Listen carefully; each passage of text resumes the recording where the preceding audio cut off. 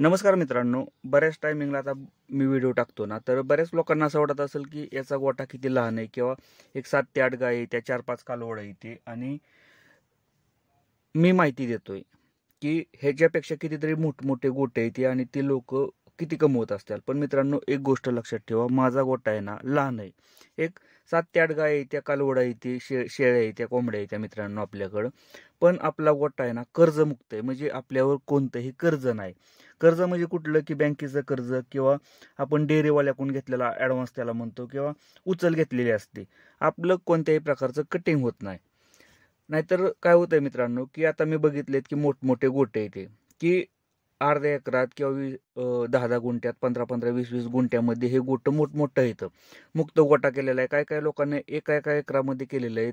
मस्तपैकी शेड मारलेलं आहे. सगळ्या सुखसोयी, त्या 4-5 लोक कामाला येते. पण मित्रांनो, त्यांचं बॅकग्राऊंड बघितलं ना तर त्यांच्यावरती पूर्णपणे कर्ज आहे. आणि त्यांचं जे दूध होतं ना मित्रांनो, जे दूध घालतात ना, पूर्णपणे कटिंग होऊन जातं. ज्यांना जे पैसे येतात ना ते पूर्णपणे कटिंग होऊन जातात. आपल्याला फक्त ते दिखावा करतात की आम्ही किती मोठं आहे. पण मित्रांनो, ॲक्च्युअलीमध्ये त्यांचा जो पगार आहे ते जे प्रॉफिट आहेत ना ते पूर्णपणे लॉसमध्ये जात असतात. कारण काय होतं मित्रांनो, एक गोष्ट लक्षात ठेवायची की तुमचा गोठा लहान असू द्या, तुमच्याकडे 4 गाय असू द्या किंवा 2च गाय असू द्या, पण तुमचा गोठा हा कर्जमुक्त पाहिजे.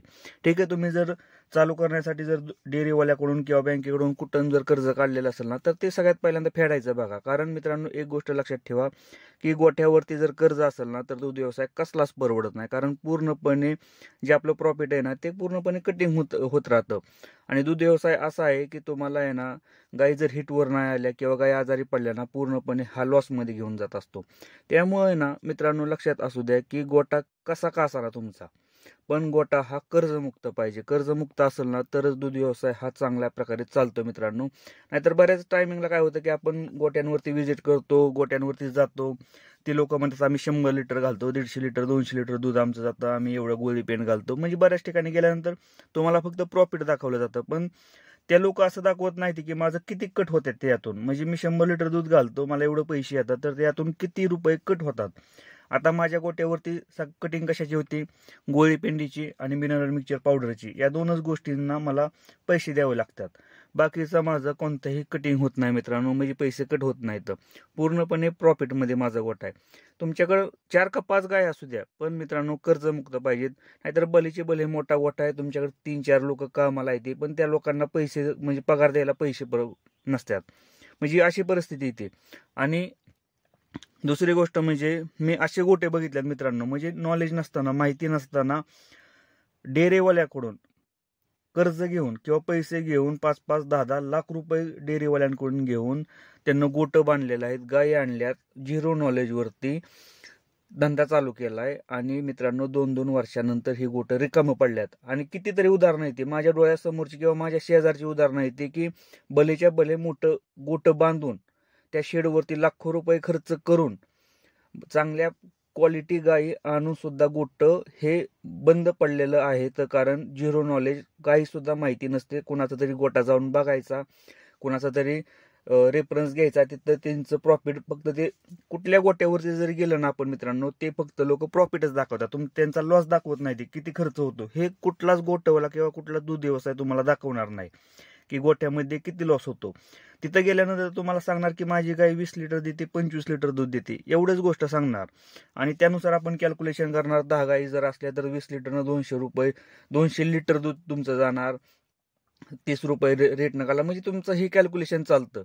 तर असं कॅल्क्युलेशन हे फक्त कागदोपत्री चांगलं वाटतं मित्रांनो. ॲक्च्युअलमध्ये जर करायचं गेलं तर खूप महागात पडतं हे. कारण ॲक्च्युअलीमध्ये हे कॅल्क्युलेशन खूप वेगळं राहतं. त्यामुळे ना मित्रांनो, गोठ्यावरती तुम्ही व्हिजिट करा, तिथं जाऊन बघा की कशा प्रकारे त्यांचं चालतंय, मॅनेजमेंट कशा प्रकारे राहतंय, किती खर्च होतो, ह्या गोष्टींवरती लक्ष द्या.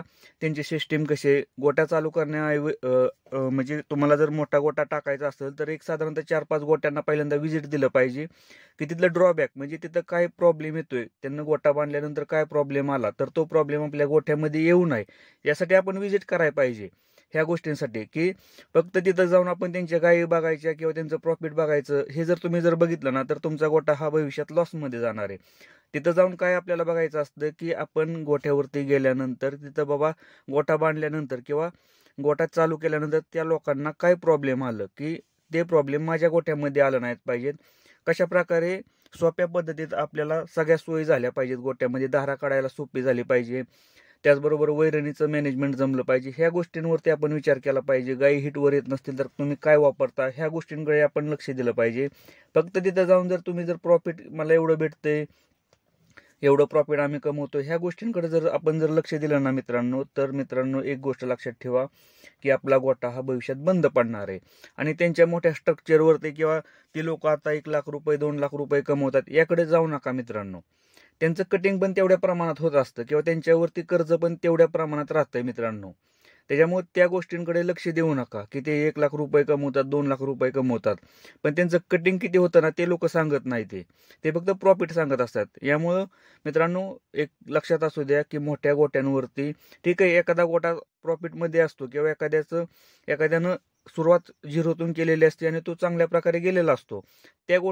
त्या गोट्यांवरती तुम्ही गेला तर ठीक आहे मित्रांनो, पण अशा गोट्यांवरती जाऊ नका की 1 वर्षात 2 वर्षात त्यांना गोटा उभा केला आणि मोठं सांगतोय की मोठमोठ्या बाता मारतोय. अशा गोट्यांवरती आपण जाऊ नये ना. तिथलं फक्त मॅनेजमेंट बघा किंवा त्यांचं स्ट्रक्चर बघा, बाकीच्या गोष्टी बघू नका. की कमीत कमी 8-10 वर्ष त्या लोकांना त्या क्षेत्रात काम केलं पाहिजे, त्या दूध व्यवसायात काम केलं पाहिजे. अशा लोकांच्या गोट्यांवरती जाऊन व्हिजिट करा मित्रांनो. नाहीतर मागच्या 2 वर्षात चालू केलाय आणि 2 लाख रुपये कमवतोय 3 लाख रुपये कमवतोय, अशा गोट्यांवरती जर तुम्ही जाऊन जर गोटा जर टाकत असाल ना, तर तुम्ही भविष्यामध्ये लॉसमध्ये जाणार आहे किंवा तुमच्यावरती भलं मोठं कर्ज होणार आहे. यासाठी मित्रांनो चांगल्या गोठ्यांवरती जाऊन चांगला रेफरन्स घ्या आणि हा व्यवसाय चालू करा. मित्रांनो व्हिडिओ जर आवडला तर लाईक करा, चॅनलवरती नवीन असेल तर चॅनलला सबस्क्राईब करायला विसरू नका. धन्यवाद.